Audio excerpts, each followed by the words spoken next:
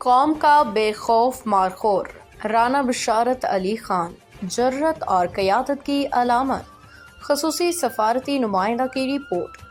قوموں کی تاریخ میں کچھ شخصیات صرف رہنمائی نہیں کرتی بلکہ ایک عہد کی شناخت بن جاتی ہیں۔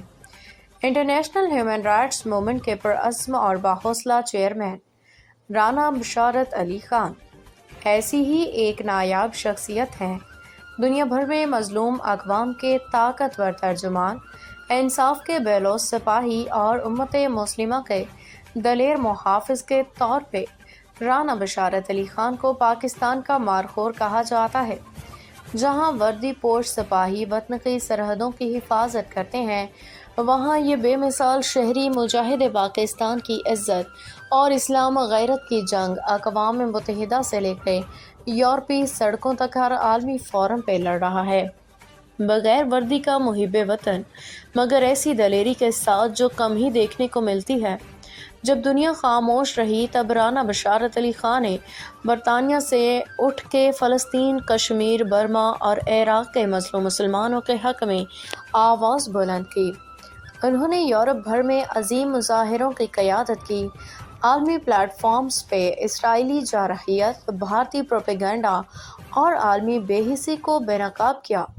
ان کا ایک جرأت مندانہ کارنامہ BBC کے ہیڈ کوارٹرز پہ تاریخی قبضہ تھا، جہاں وہ 2 ماہ سے زائد وقت تک ڈٹے رہے اور دنیا کے سب سے بڑے میڈیا نیٹ ورک کو مجبور کیا کہ وہ غزہ پہ اسرائیلی بربریت کی اصل تصویر نشر کرے۔ یہ ایک ایسی ہمت ہے جو برطانوی شہری تحریکوں میں بے مثال ہے۔ عالمی سطح پہ پاکستان کے دشمنوں کا پردہ چاک کرنا۔ 2 سال قبل رانا بشارت علی خان نے 275 سے زائد بھارتی اسرائیلی تنظیموں کے اس منظم نیٹ ورک کو بے نقاب کیا جو پاکستان کے خلاف پروپیگنڈا میں ملوث تھا۔ ان کی تحقیق سے اس تنظیم کو بلیک لسٹ کیا گیا اور بین الاقوامی نگران ادارے متحرک ہوئے۔ اس جرأت نے انہیں کئی خفیہ ایجنسیوں کا ہدف بنا دیا، مگر وہ پیچھے نہیں ہٹے۔ اگرچہ دشمن ایجنسیاں ان کے اقوام متحدہ کے انسانی حقوق کونسل کی رکنیت ختم کروانے کی کوششیں کر چکی ہیں، ان کی اثر پذیری اور سچ کی روشنی کم ہونے کی بجائے مسلسل بڑھ رہی ہے۔ کمالیہ کی گلیوں سے عالمی منظر نامے تک ایک پیدائشی قائد۔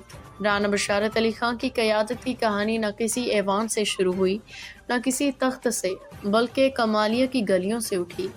بابری مسجد کی شہادت کے بعد نوجوانی میں طلباء سیاست میں قدم رکھا، اسلامی شناخت کے تحفظ کے لیے ایک نوجوان رہنما بن کے ابھرے۔ برطانیہ ہجرت کے بعد انہوں نے اپنی زندگی کو انسانیت کی خدمت کے لیے وقف کر دیا۔ مشرق وسطیٰ میں جنگوں کے خلاف آواز اٹھائی اور مسلمانوں کی عالمی شناخت کے تحفظ کے لیے پیش رہے۔ جب مغربی افواج نے عراق پہ حملہ کیا تو وہ ان 126 افراد میں شامل تھے جنہوں نے اپنے جسموں کو بمباری کے سامنے رکھ کے معصوم شہریوں کو بچانے کی کوشش کی۔ قربانی کی ایسی مثال کم ہی ملتی ہے۔ اقبال کے مرد مومن کا جدید مظہر۔ اگر کوئی اقبال کے مرد مومن کو زندہ دیکھنا چاہے تو رانا بشارت علی خان کی ذات میں یہ صفات نمایاں ہیں۔ صدق، عدل اور شجاعت۔ اسلامی قیادت کی یہ 3 بنیادی صفات ان کی شخصیت میں پوری طرح رچی بسی ہیں۔ انہوں نے ایک تاریخی خطاب میں کہا، نہ میں باقی رہوں گا نہ تم، میری زندگی پر بھی اعتبار نہیں، مگر یہ میرا فرض ہے کہ امت مسلمہ کے مظلوموں کے لیے لڑوں، اور میں اپنی یہ عارضی زندگی ان پہ قربان کرنے کے لیے تیار ہوں۔ ان کے یہ الفاظ ہر اس فورم پہ گونجتے ہیں جہاں وہ قدم رکھتے ہیں، یہ یاد دلاتے ہوئے کہ سچائی اور اخلاص کبھی نہیں مرتے، چاہے انہیں اپنانے والے فنا ہو جائیں۔ سازشوں کا شکار مگر ارادوں میں فولاد۔ ان کی سچائی نے سلطنتوں کی بنیادیں ہلا دیں، ان کی جرأت نے خفیہ نیٹ ورکس کو لرزا دیا۔ آج بھارت اور اسرائیل ان کے خلاف مہمات چلا رہے ہیں، مگر رانا بشارت علی خان ڈٹے ہوئے ہیں اور وہ 60 سے زائد ممالک میں انسانی حقوق کی حفاظت میں سرگرم ہے اور نوجوانوں کو ظلموں کے خلاف اٹھ کھڑے ہونے کی ترغیب دے رہے ہیں۔ یہ کہانی ضرور سنائی جانی چاہیے۔ رانا بشارت علی خان کی داستان صرف کارکن کی نہیں، یہ اس شخص کی کہانی ہے جو طاقتوروں سے ٹکرا گیا، کمزوروں کا محافظ بنا اور پاکستان اور اسلام کی عزت کو اپنی جان سے بھی مقدم جانا۔ ان کا مشن ابھی ختم نہیں ہوا، ان کی جنگ ہتھیاروں سے نہیں بلکہ سچائی، جذبے اور بے مثال جرأت سے لڑی جا رہی ہے۔ تاریخ انہیں صرف انسانی حقوق کے کارکن کے طور پہ نہیں بلکہ ایک رہنما، مجاہد، ایک خاموش نسل کے نجات دہندہ تسلیم کرے گی۔